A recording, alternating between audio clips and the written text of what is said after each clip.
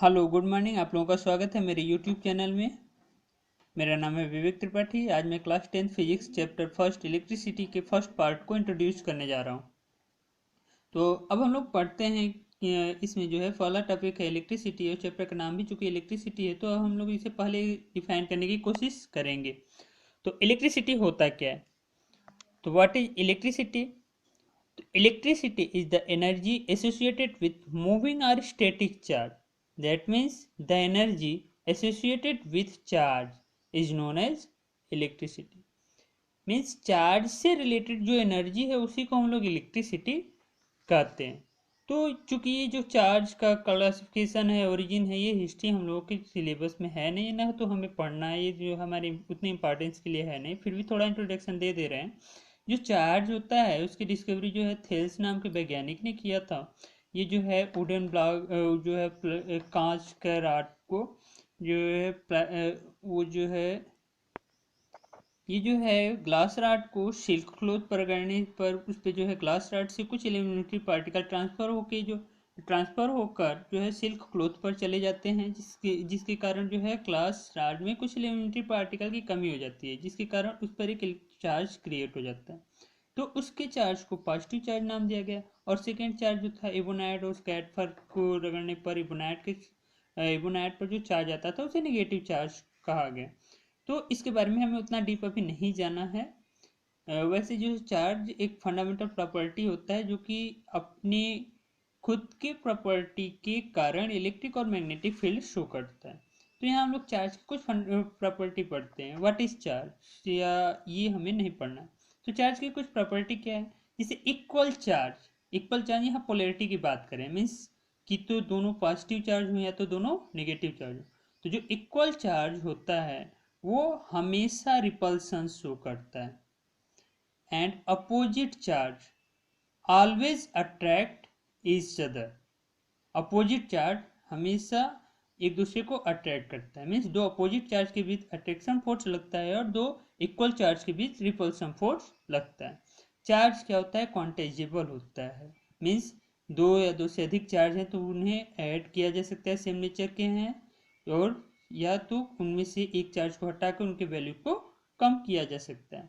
Charge is always contain some mass, यानी कि charge किसी न किसी सब्सटेंस पर ही लाई करेगा, मीन्स चार्ज हमेशा किसी मास से रिलेटेड होगा। बट मास अगर कुछ है तो जरूरी नहीं है कि वह जो है चार्ज एक्वायर करे। एसआई यूनिट ऑफ चार्ज, ये चार्ज का एसआई यूनिट क्या है? कूलम है। चलिए हम लोग इसे डिफाइन करते हैं। What is one coulomb? The quantity of charge which exert a force 9 into 10 to the power 9 Newton on equal charge plate at distance 1 meter from it is known as 1 coulomb charge। इसका मतलब ये है कि दो point charge हैं, एक point charge Q1 है तो और दूसरा पॉइंट चार्ज Q2 है। एक पॉइंट चार्ज पर 1 कुलाम है और दूसरे पॉइंट चार्ज पर भी कितना है चार्ज ये नहीं मालूम, बट अगर दूसरा पॉइंट इससे 1 मीटर की डिस्टेंस पर है और इन दोनों के बीच का फोर्स यदि इतना लग रहा, 9 × 10⁻⁹ का फोर्स लग रहा है, चाहे वो अट्रैक्टिव नेचर का हो चाहे रिपल्सिव नेचर का हो, तो इसका मतलब सेकेंड पॉइंट पर जो चार्ज है वह भी 1 कूलम होगा। तो एलिमेंट्री चार्ज जो था, जैसे हम लोग कहें कि जो है ग्लास रॉड या इबोनाइट रॉड के बारे में थोड़ा सा इंट्रोडक्शन दिए, तो एलिमेंट्री चार्ज जो होता है वह 1.6 × 10⁻⁹ कूलम किसी पार्टिकल पर प्रेजेंट स्मॉलेस्ट चार्ज को एलिमेंट्री चार्ज कहा जाता है। तो वह इसका वैल्यू ये होता है। अगर हम लोग यह कहें तो कि इसका मतलब कि 1 कूलम जो यूनिट है वो तो बहुत बड़ा है, तो इसका मतलब 1 कूलम यूनिट, अगर किसी सब्सटेंस पर 1 कूलम इलेक्ट्रिक चार्ज है तो उसमें कितने इलेक्ट्रॉन होंगे यह कैलकुलेट करना है तो कैसे करेंगे? तो मान लेते हैं कि 1 इलेक्ट्रॉन कितने का है? 1.6 × 10⁻⁹ कूलम। तो इसका मतलब 1 कूलम, इसका क्रॉस मल्टीप्लिकेशन कर देंगे, दूसरी तरफ ट्रांसफर कर देंगे। आपको मैथ अच्छे से आता होगा, सिंपल कैलकुलेशन है, आप इसे कैलकुलेट करके देख सकते हैं। 6.25 × 10⁻18 इलेक्ट्रॉन्स मीन्स 1 कूलम जो चार्ज है वह 6.25 × 10⁻18 इलेक्ट्रॉन के चार्ज के बराबर होता है। अगर पॉजिटिव चार्ज है तो इसका मतलब इतना चार्ज या इतना इलेक्ट्रॉन उस मटेरियल पर से अब्सेंस हो गया होगा, निकाला गया होगा, विथड्रा किया गया होगा। और माइनस है तो इतना चार्ज एक्सेस अमाउंट में है या इतना चार्ज उस पर जो है एक्स्ट्रा दिया गया होगा। ओके। इलेक्ट्रॉन के कंडक्टिविटी के आधार पर कुछ मटेरियल को 3-4 कैटेगरीज में डिफाइन किया गया, क्लासिफाइड किया गया। ये मटेरियल्स जो है कंडक्टर, सेमीकंडक्टर और इंसुलेटर के रूप में क्लासिफाइड किए गए हैं। तो what is conductor? Conductor means all those substance which easily conduct electricity through them, यानी ऐसे सभी सब्सटेंस जो कि अपने अंदर से इलेक्ट्रिसिटी को इजीली कंडक्ट करते हों, कंडक्टर कहे जाते हैं। प्लीज राइट इट, आप लोग इसे नोट करते रहिए। और सेमीकंडक्टर क्या होता है? सेमीकंडक्टर को डिफाइन करने से पहले इंसुलेटर को हम लोग देखते हैं। What is insulator? Insulator means all those substance which does not contain electricity through them, जो इलेक्ट्रिसिटी को अपने अंदर से होकर जाने नहीं देता, उसे इंसुलेटर कहते हैं। जैसे वुड हो गया, लकड़ी, प्लास्टिक एट्सेट्रा, बहुत सारी चीजें। तो सेमीकंडक्टर क्या है? जिनमें दोनों की प्रॉपर्टी होती है, मीन्स कंडक्टर और इंसुलेटर दोनों की, उसे हम लोग क्या कहते हैं? सेमीकंडक्टर। जैसे सिलिकॉन है, जर्मेनियम है एट्सेट्रा, ये सभी चीजें सेमीकंडक्टर कही जाती हैं। इस समय मॉडर्न एज में बहुत सारे जो है ऑर्गेनिक और इनऑर्गेनिक सेमीकंडक्टर बनाए गए हैं। हमारा नेक्स्ट टॉपिक है इलेक्ट्रिक पोटेंशियल।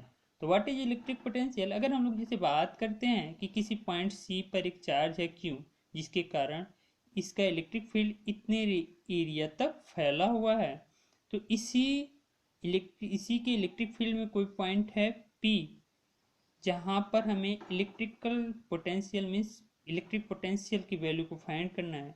तो इनफाइनाइट मीन्स इसके इलेक्ट्रिक फील्ड से आउट से किसी यूनिट पॉजिटिव चार्ज को लाने में जितना वर्क डन करना पड़ता है, वही वैल्यू इस पॉइंट पर इस चार्ज Q के कारण इलेक्ट्रिक पोटेंशियल की वैल्यू कहा जाता है। इसका डिफिनीशन देखिएगा। The electric potential at a point in an electric field is defined as the work done in moving a unit positive charge from infinite to that point। अब हम लोग ये इसी तरह से पोटेंशियल डिफरेंस को डिफाइन कर सकते हैं। पोटेंशियल डिफरेंस को हम लोग इसी डिफिनीशन के हिसाब से, इस डिफिनीशन के बेस पर डिफाइन कर सकते हैं, या तो इलेक्ट्रिक पोटेंशियल के बेस पर भी डिफाइन कर सकते हैं। इलेक्ट्रिक पोटेंशियल के बेस पर कैसे? अगर दो पॉइंट के बीच का डिफरेंस दिया है V1 और V2, तो इन दोनों के बीच का डिफरेंस इन दोनों के डिफरेंस के बराबर होता है। Means the difference in electric potential between two points is known as the difference in electric potential between 2 points is known as potential difference। The potential difference between 2 points in an electric circuit is defined as the amount of work done in moving a unit charge from one point to other point।